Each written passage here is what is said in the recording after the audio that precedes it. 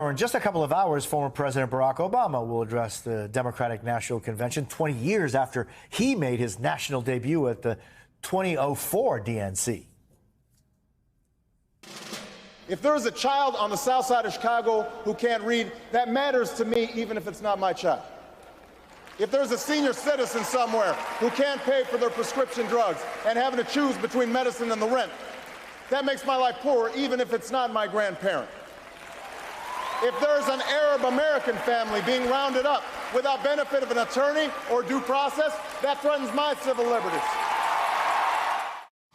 That is a walk down memory lane there. A much younger President Obama. Joining us now, Terry Zuplatt, who served as an Obama speechwriter from 2009 to 2017, and he is the author of the upcoming book, Say It Well. Terry, we're so grateful to have you with us with what you know of the Obamas and your role as a speechwriter.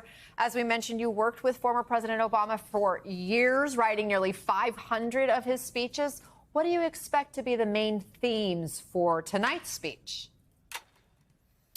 Right. I think what you'll see is what we've been seeing from Barack Obama for 20 years now. You know, it was, as you said, 20 years ago at the Democratic Convention in Boston, where a speech propelled him to ultimately national office. And when you look at that speech and you look at it against the farewell address that he gave, for instance, the themes are remarkably similar because this is a leader who has been consistent in his values and his vision and his voice for the country. And so, you know, I think he's going to celebrate the achievements of his vice president, then President Biden. He's going to give a full-throated endorsement of Kamala Harris as a continuation of that legacy. And it'll be ultimately a vision of, you know, the America that he spoke to all the way back in 2004, a country that welcomes all people, no matter where you come from, what you believe, how you pray, that this is a country that welcomes all people. And Kamala Harris embodies that as well. Some of the best candidates, they embody their message, and she does that. You know, Terry, you have such a unique and wonderful skill. I mean, a good speech sometimes makes history. It certainly can change history. And I'm thinking, when you look back at, you know, Churchill, we will fight them on the beaches, we will fight them in the hills, or FDR, the only thing we have to fear is fear itself, or JFK's, ask not what your country can do for you. And that was a Sorensen line. Where does the skill of the writer match with the skill of the orator? Sure. Well, I think one of the biggest common misperceptions about speechwriting and political rhetoric in this country is, you know, people often say, well, what is it like when the president says your words? Well, that's actually not how it works. And when it works correctly, the speechwriter is channeling the speaker, channeling the president. So your job is to give a script, give the speaker the speech that they would give if they only had time to do it themselves. I mean, that's sort of we had a team of half a dozen incredible speechwriters for President Obama. There are speechwriters here at the convention working with every speaker to make sure that they, you know, are consistent and stay on message. But the best speech writers are ones that help the speaker channel their own voice. And, you know, Barack Obama famously said that he's a better speechwriter than his speechwriters. And, you know, as a speechwriter, it's hard to hear, but it was true.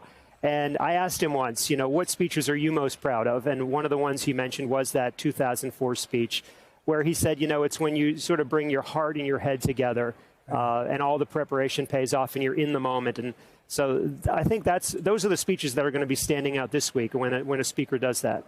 What goes into creating an iconic moment or the most memorable lines from speeches? And how much are you focusing on a line that might stand the test of time versus an overarching feeling that a speech can evoke?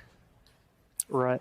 Well, this is actually something, you know, if President Obama ever felt that we as speechwriters were getting a little bit too caught up in trying to find the perfect line, you know, it's the dream of every speechwriter and every speaker to come up with a line that's going to be, you know, etched in memorials and written in the history books. But one of the things that Barack Obama was always telling us was, you know, get the story right that you want to tell, get your narrative right, and the lines will follow.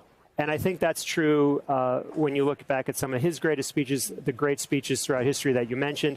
The speaker knew who they were, what they believed, what they wanted to convey to their audience.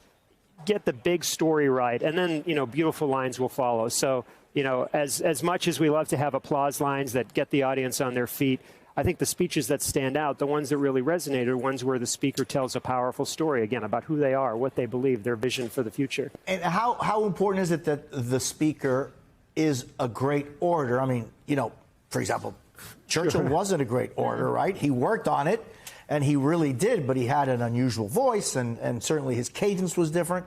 But how important is that? And then how do you think that helps the speech to become more digestible to people? Sure. Well, the delivery is huge. Delivery is very important. You can have a beautifully written speech, but if the speaker can't deliver it, it's just not going to land the same way. I've been doing this for 30 years. I've blessed to work with someone like Barack Obama. I've also worked with some folks who, you know, didn't always deliver the speech the way I heard it in my head.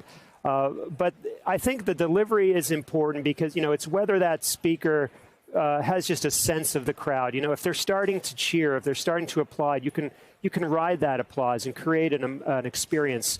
One of the things that President Obama talked to me about that I include in the book you mentioned is creating an experience with the audience. I think the best speakers, the best leaders are ones where they forge this deep emotional connection in the moment.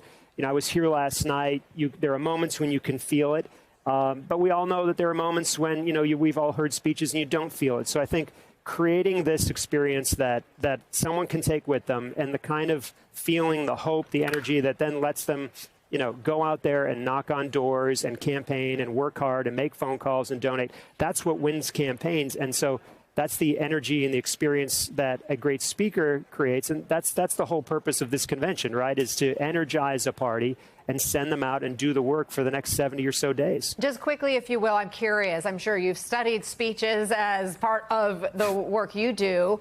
Do you have a favorite speech in history that stands out?